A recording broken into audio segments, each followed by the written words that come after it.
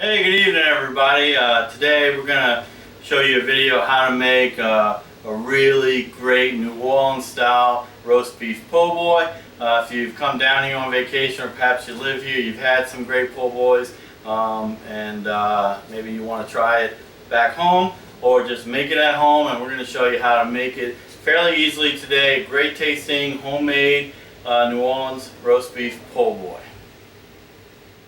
Alright, so babe, what do we do first when we want to do this? Turn on your burner to medium high. Add 6 cups of water to your pot. And look, you can find all the details of this recipe right below the video. We're going to put it on there to make it easy for you to print out or to refer to whenever you're doing this yourself. Now we're going to add our brown gravy mix. Alright, now babe, you can get it like that in bulk, or don't they have those little packets you can use? Yeah, yeah. You can put 2 packs if you use packs.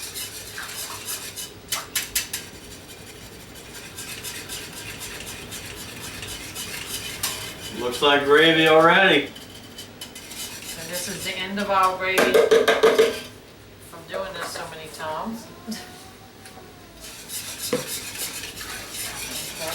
Let it come to a boil. Alright babe, now that we got our gravy starting, what do we do next? We're going to cut up our toppings to put on the sandwiches, which is a pickle. I'm going to cut the pickle first, and you just take it and you just cut sideways like a sliced pickle, a sandwich pickle, how thick you want it or how thin.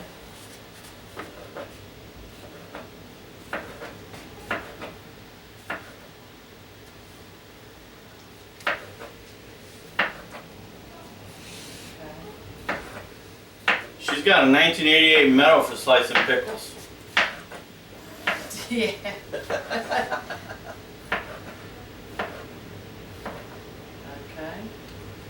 Then you put this all in a bowl. Next is the tomato. Get the top and the bottom off. Then you just slice down. How thick you want it, how thin, whatever you prefer. You like them thin, so I'll cut them thin.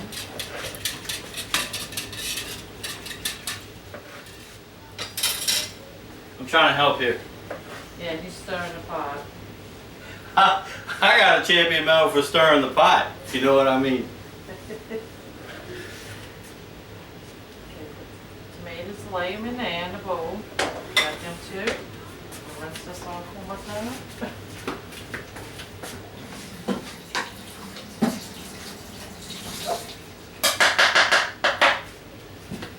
Now we come over here.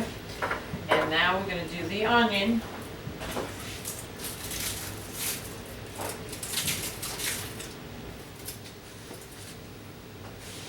Cut your top onion and the bottom off and peel it down.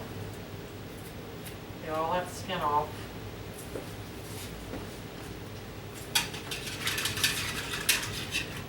Stirring the pot again. I gotta look like I'm doing Let something. it get hot, baby. Don't keep stirring. Alright.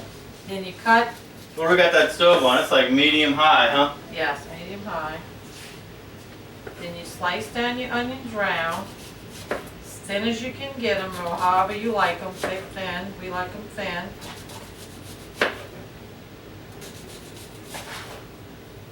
Turn around, slice it this way. Just watch your fingers.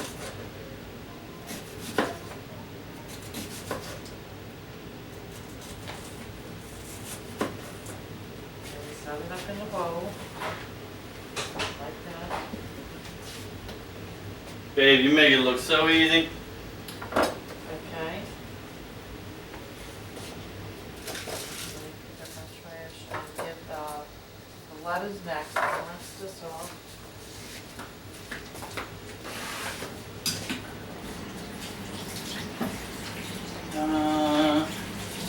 Alright. Check on this. This is coming along. It's not boiling yet. Give it a little time.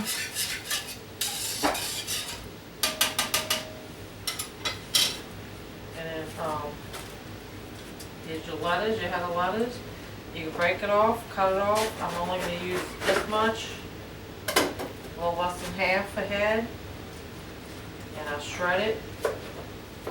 You like it shredded. Or you could just break it off on bigger pieces, however you like it on your sandwich. While you're doing that, babe, do you know how Poboys got their name? No, why don't you tell me? Well, I will tell you. It's these two guys. They were brothers, and back in the 1920s, they were streetcar drivers. You know, the little captain guy that rings the bell. And eventually, they saved up enough money, these two brothers, to open up a restaurant down on St. Claude Street. Okay, and around 1929, it was really hard times, and well, all those streetcar drivers went on strike. Now, not the guys that owned the restaurant, they were already in the restaurant business at the time, but they still had ties to their friends who were streetcar. It's kind of like a trolley, but it's a New Orleans train car. Okay, so anyway, around 1929 there was a strike, and all the streetcar drivers went on strike, and well, of course they weren't getting paid on strike, so times were hard. And these two brothers, don't tell her. But anyway, these two brothers, I heard you squeak. these two brothers, in order to help out their friends, would make sandwiches and feed all their friends. And what they would do is take over the leftover rest pieces of the roast beef, you know, like the ends and everything, and they would cook them down into a gravy, much like we're doing today. And then put that on French bread and serve it outside the back of the restaurant. Of course, not in the front, you know, where the paid guests were. These people would come to the back, and they had a little system going, and whenever somebody would come to get a sandwich, a leftover roast beef sandwich, they would yell to the kitchen, "Another poor boy." And so eventually, you know, kind of a slang, "poor boy," this caught on as a name for the sandwich, and we now call them Poboys. So there you go. Good job.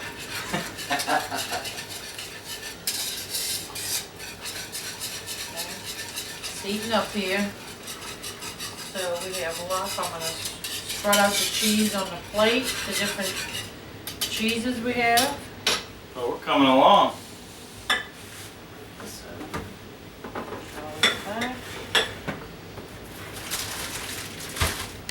Okay, we have American cheese. Put them on the plate.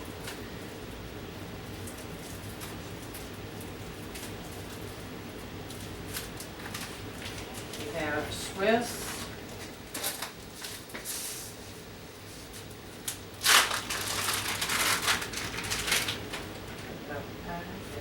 Spread it nicely.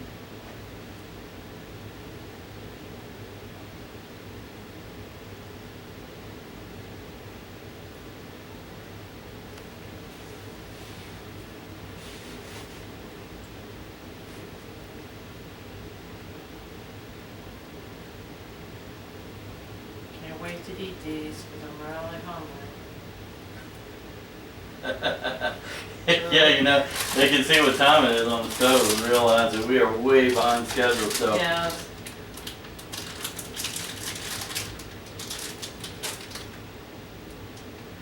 If I can get it open, okay, let me help. all right, finally something to do. Yes. The question is, did she give me something that I can actually do? Pepper jack cheese. I'm having problems. Whoa. That's what that problem.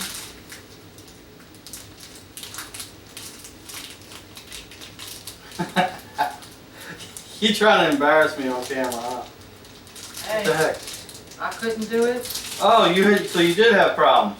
Yes, that's why I handed it to you. Oh, wow. That's what you're there for, honey. In that case, I'm gonna make it look easy. Alright. But remember, I started it for you. Oh, now you're gonna take the credit? You should be able to finish it. All right, here we go. Okay, thank you. Sit down on that, you do that. Okay, now we're gonna get our cornstarch and add 2 tablespoons. 1, Alright, cornstarch time. 2. Now cornstarch is added to kind of thicken up the gravy, to turn it from like a watery brown to a dripping, luscious brown gravy. And I add my 1/2 cup of water. And you gotta whisk it up in a bowl. Make it look smoothie, milky looking, no chunks. Make sure it's all mixed up well before you pour it in, because if not, it may clump. And we have it over here. As you add it, you're gonna slowly add and whisk at the same time.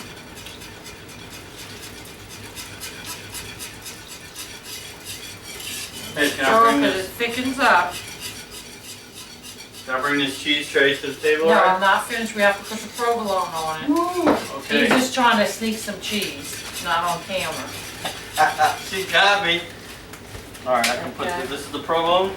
Yes. Add that pretty on the front. Put it all in here. On the front, pretty. Yeah. Right there. Alright. You want to make it look really nice. And this you gotta keep whisking and keep it mixed up. Make sure there ain't no lumps. And after it looks like that, you turn it down to medium. And you add your meat.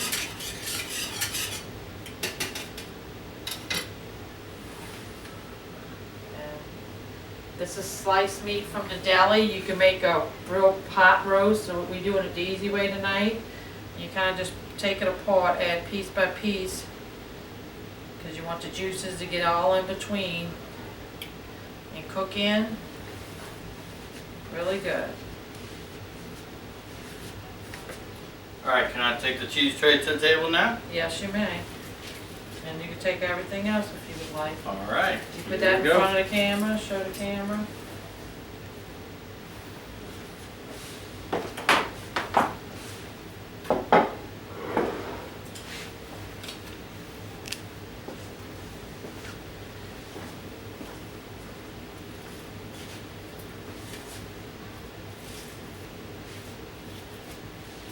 Oh, the roast beef is going into the gravy. Oh, yes.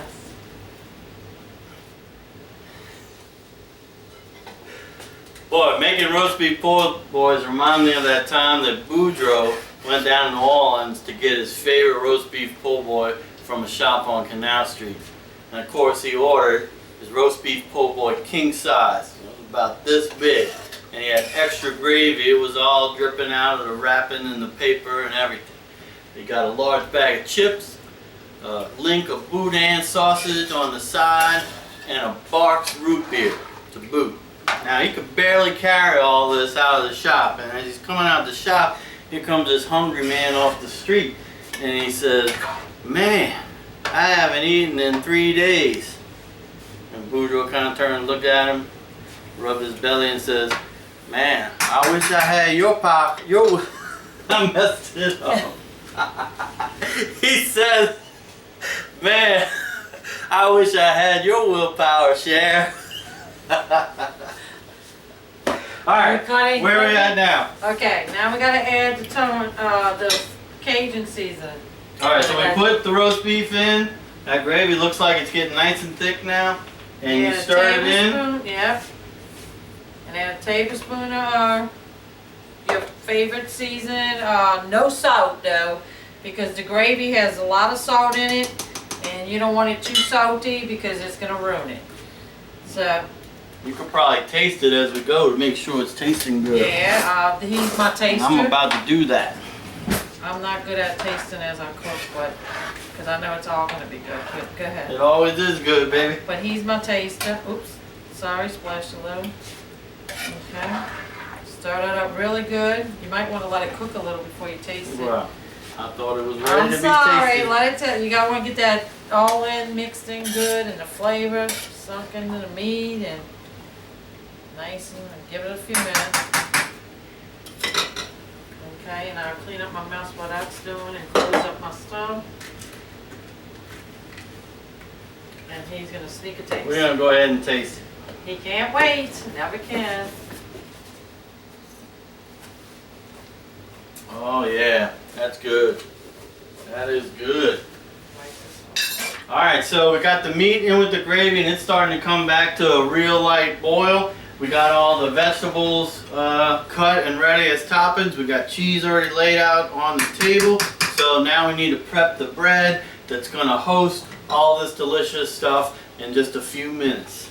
And just stir occasionally to make sure it all blends in with the meat and all. And while that's cooking, we're going to cut our bread. One loaf out. And it's easier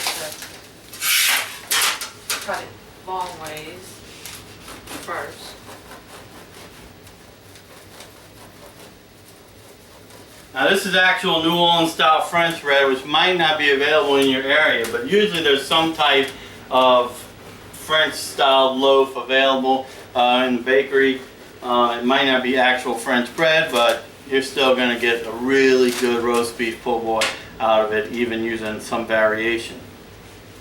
And I even have the little ones already made, like a foot long. You could cut in different stores too. You could use that too. Or you could take this and you cut it into 3 pieces. Well, let's make it 4. It's a big one. Alright. Then you take your bread and you open it up face up. And you rearrange it on here. However it fits.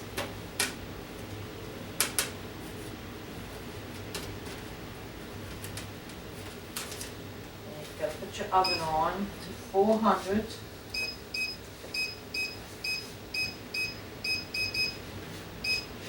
Okay, let that preheat. And while that's preheating, I'm going to cut the other loaf for the people that don't like it toasted. They need to cut. I'll get that, babe. Here you go. Thank you. Alright, so all the bread's cut. This portion is going to go into the oven, which is starting to heat up to 400 degrees for toasted. We got a couple in the family that don't like it toasted, so we have some here that's going to remain not toasted. We could always toast that later if need be, if we run out. I suggest toasting it. Toasting it really makes it that much better. And we're stirring the pot occasionally just to get all that gravy into the meat. Okay, and we have about, 5 minutes left, and it should be ready. So we can start taking this stuff to the table.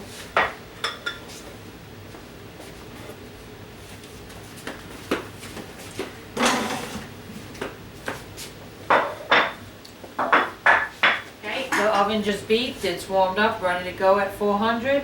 Always use your gloves so you don't burn yourself. This is the bread. We're going to put it inside the oven. And keep an eye on it because it cooks really, sometimes it's 5 minutes depending on your oven, how, it heats up fast, or everybody's oven's different. So just keep an eye on it. That takes usually around 5 minutes. So, and just remember to use your gloves for all time. I gotta get 5. You're doing great, baby. You're doing great. Help.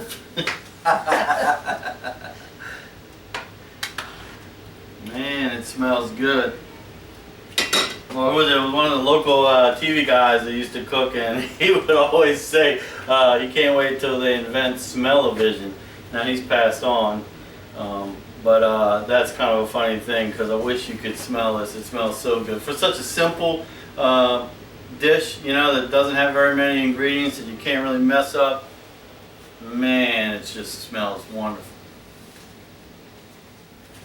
Okay, I'm going to check those breads toasting in there just to see how we're coming.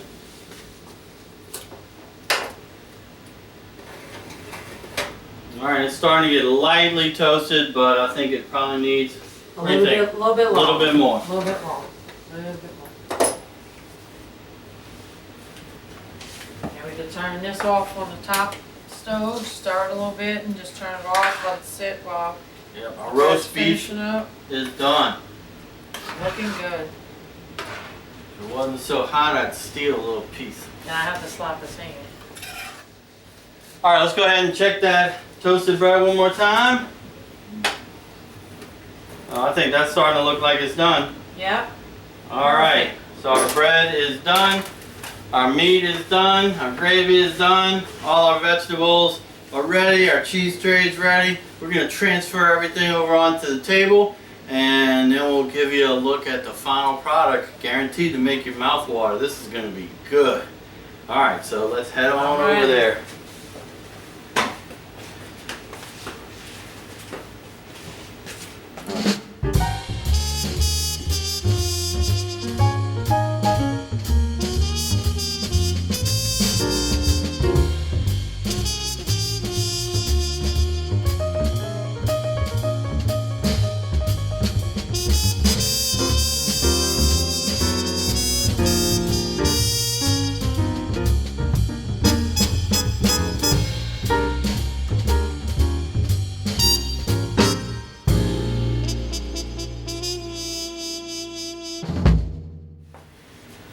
Alright, so I want to thank y'all for watching. Hopefully you'll try this at home. It's really great food. A really easy way to get that New Orleans style roast beef po' boy. Not that hard to make.